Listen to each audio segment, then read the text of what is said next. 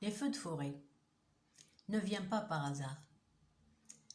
C'est une main criminelle. Je le dirai et je répéterai. Criminel, criminel, criminel. Qui emporte des vies innocentes, qui n'ont rien demandé, des enfants, des vieillards, des femmes enceintes, de tout des fois, même des bébés dans leur berceau.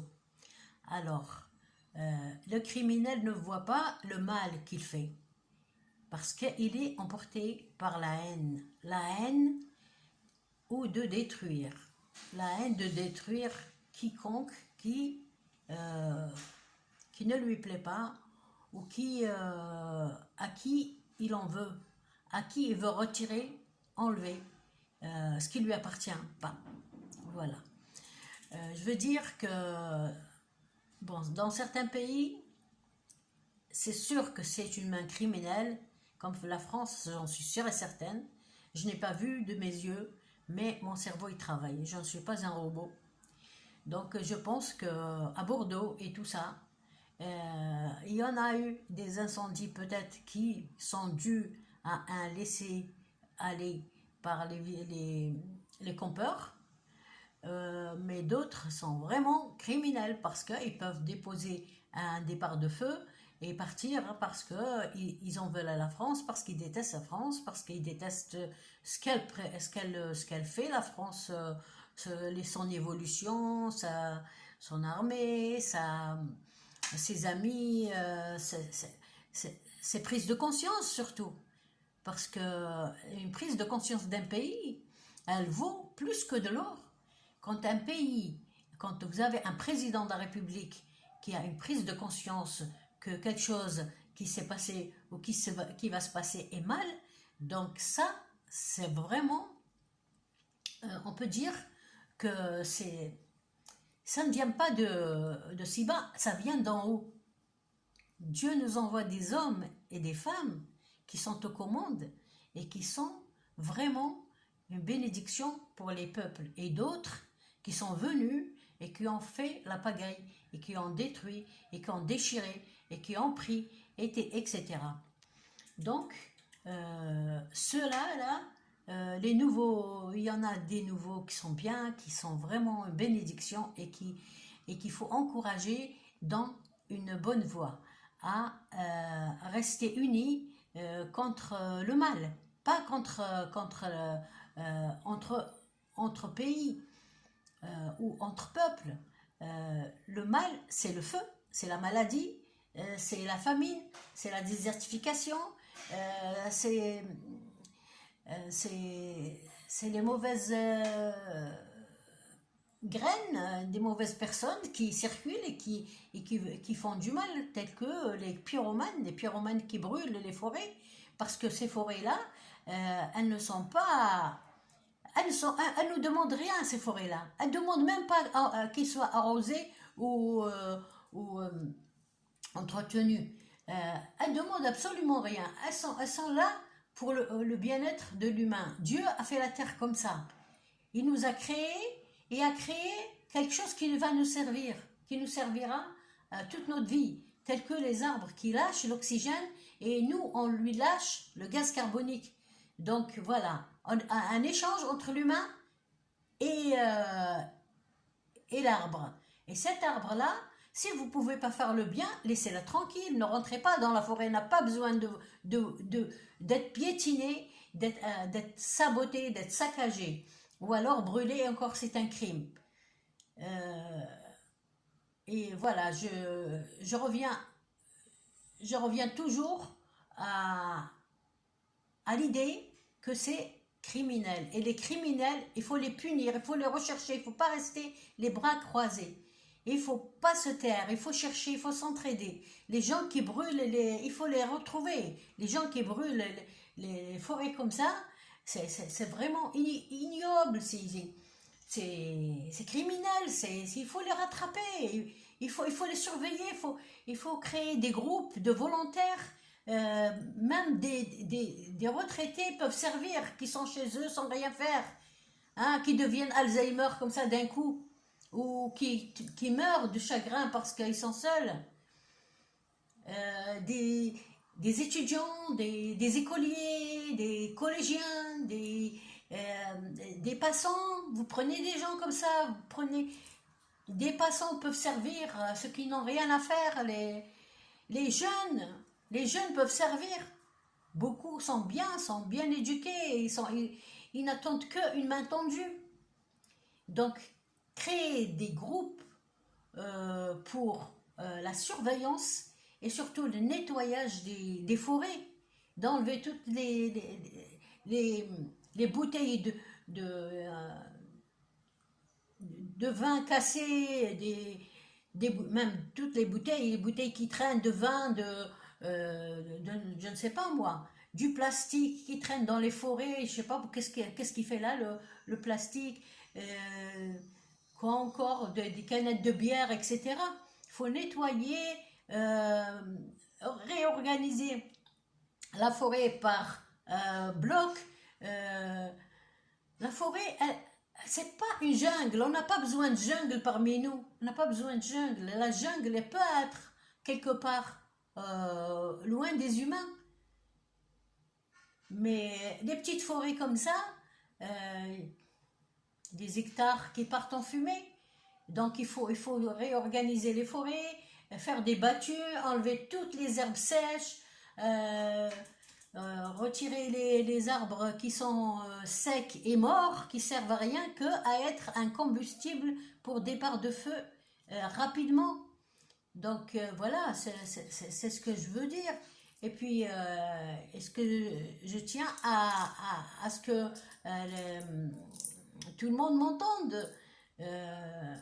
C'est dans tous les pays qu'il y a les départs de feu. Et ce n'est pas par hasard comme ça qu'il y ait 4, 5, 10 départs de feu dans la même forêt. Réfléchissez un petit peu. Faites travailler votre jojote. Comment 10 départs, 15 départs de feu d'un coup. Et puis des pneus qui brûlent au milieu de la forêt. Ce n'est pas par hasard, comme en Algérie. En Algérie, ils ont brûlé des pneus, carrément, les criminels. Et depuis l'ouverture des frontières, eh ben c'est devenu la débandade, c'est devenu vas-y que je rentre et que parce que il n'y a pas de visa ou je ne sais pas moi ou alors bon ils ont le visa mais ils viennent pour X raisons. Il y en a beaucoup d'ennemis. Il y a beaucoup d'envieux, surtout des jaloux, d'envieux, qui envoient des doubabs. Des doubabs, il y en a des doubabs qui parlent sur Facebook à longueur de temps et insultent euh, euh, notre histoire, notre pays, les peuples, le peuple, ils veulent séparer les gens, etc. Et à longueur de temps, ils insultent, ils inventent des trucs, et calomnient, etc. Et diffamation sur des personnalités, hautes personnalités de l'État. Et, euh, et bien sûr qu'ils peuvent faire autrement, ils peuvent aussi faire autre chose. Ils sont capables d'organiser des groupes qui rentrent et puis ils se séparent et puis ils brûlent là-bas et hop, et prends ta voiture et cours. Là, ces gens-là, il faut absolument il faut surveiller toute entrée dans le pays. Je suis un peu d'accord avec certains hommes politiques français qui régulent l'entrée au pays et ils ont raison. Parce que, bien sûr qu'ils se sont rendus compte qu'il y a quand même quelque chose qui ne va pas, euh, qu'il y a des problèmes qui viennent de ces personnes qui rentrent et à qui il n'y a pas de retour. Ah, ils rentrent et puis ils ne retournent pas chez eux, ou alors ils quittent la France, ils vont dans un autre pays d'Europe et puis ils sédentarisent quelque part, comme moi par exemple. Bon, on ne parle pas de moi. Moi, je suis quand même française et algérienne, les deux à la fois. Et je suis fière, très très fière. Donc voilà. Et qu'est-ce que je vais continuer à parler de la forêt au lieu de dire des bêtises? Donc voilà, s'organiser, faire des battues, comme pour la recherche de quelqu'un qui est perdu, quelqu'un euh, qui est perdu, tout simplement. Et puis à la recherche des arbres qui sont secs, réorganiser l'architecture de la forêt, faire des blocs par exemple de 500 mètres. Chaque 500 mètres, il y a une intersection, il y a la lumière, il y a... Je sais que ça va coûter cher, mais quand même, au lieu de gaspiller l'argent dans des conneries, on peut réorganiser la forêt qui peut nous servir et nous apporter ce que nous recherchons tous, euh, l'antioxydant, qui est l'air. Le premier antioxydant, c'est l'air. C'est le premier qui nous aère le cerveau et qui nous exchange notre gaz carbonique qui est en excès dans le sang. Et voilà, et grâce à lui, on respire, on prend de l'air, on est bien, la couleur verte est belle, leur couleur, le chlorophylle qui dégage, il est bon pour la santé, pour le cerveau. Même si j'ai pas fait beaucoup d'études, mais quand même, je ne suis pas un âne. Les arbres sont nécessaires pour toute l'humanité. Chaque arbre qui arrive à maturation et qui est brûlé est vraiment un crime et doit être payé cher, gravement. Celui qui en attrape en train de brûler ou qui a brûlé ou qu'on suspecte, il faut questionner. Il faut questionner, l'emmener et le questionner. Peut-être qu'il connaît des choses, peut-être que si vous attrapez quelqu'un aux abords de la forêt et qui est avec un sac, avec un briquet ou quelque chose comme ça, hop, il faut poser des questions, il faut l'emmener, il ne faut pas hésiter. Ne relâchez pas les gens qui sont suspects. Il est suspect, emmenez-le, embarquez-le, questionnez-le, voyez ce qu'il fait, voyez qu'est-ce qu'il est venu faire dans la forêt avec un briquet ou aux alentours. Et surtout, que- que- quel est son... Depuis quand il est là? Qui il est? D'où il vient? Plein de choses. Il ne faut pas laisser les choses s'envenimer, s'accumuler. On te brûle toute ta forêt, on te brûle tes hectares. Bon sang, tu dis rien. Tu dis rien. Moi, j'ai laissé mes arbres, mais même sur mon balcon, j'ai quelques arbustes. C'est pas des arbustes, mais c'est des trucs, des, comment on les appelle déjà, des jasmins qui ont grimpé un petit peu et ils donnaient une bonne odeur sur ma cuisine. euh, des fleurs et tout ça, d'un rosier que j'ai acheté 12 euros quand même.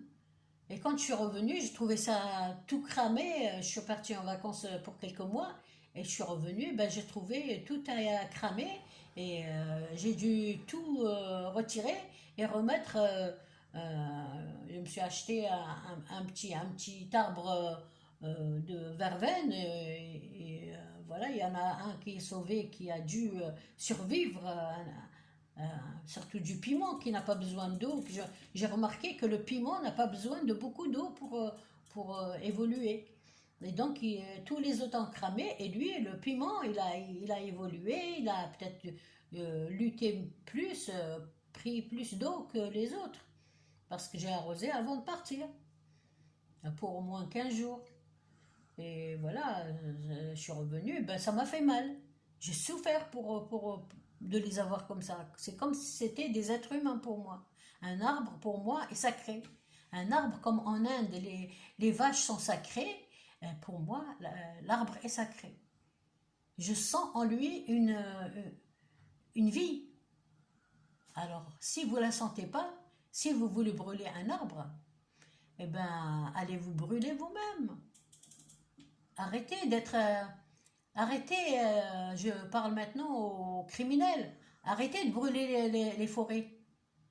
Parce que vous ne savez pas ce que vous faites. Vous ne savez pas que demain, il y aura un moins d'oxygène pour toi, pour ta mère et ta soeur et ton père que tu aimes tellement. Hein, pour quelques billets qu'on te refile tes sbires, tes maîtres.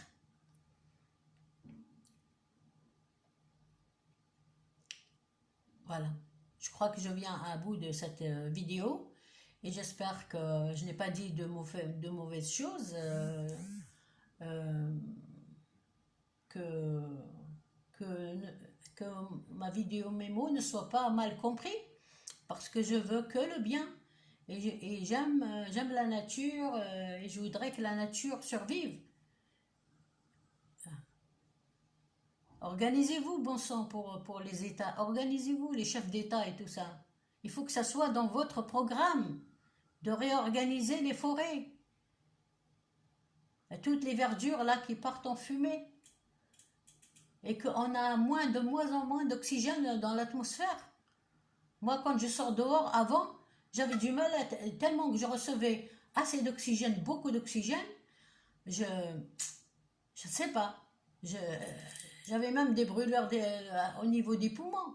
Et là, je cherche l'air. Quand je sors dehors, il n'y a pas assez d'air, si vous avez remarqué. Ce n'est pas à cause de l'été, à cause des chaleurs. Mais c'est sûrement à cause du manque d'air, parce que les arbres sont brûlés et il y a moins d'oxygène qui est échangé, qui est lâché dans l'air. Alors organisez-vous pour que nous ayons une vie meilleure et que les arbres soient protégés. Il faut qu'ils soient protégés, ces arbres-là. Qui c'est qui va les protéger si nous, on ne les protège pas? Si des criminels les brûlent, ils sont innocents. Imaginez-les, chaque arbre a quelque chose à dire. Il peut vous parler comme il peut vous parler le chien ou le chat que vous aimez tellement que vous mettez sur vos genoux. Donc à chacun ce qu'il aime, à chacun ce qui... Et la valeur humaine commence par là. C'est de protéger la nature qui nous entoure. Bon, je vous laisse et je vous souhaite une bonne journée. À bon entendeur, salut.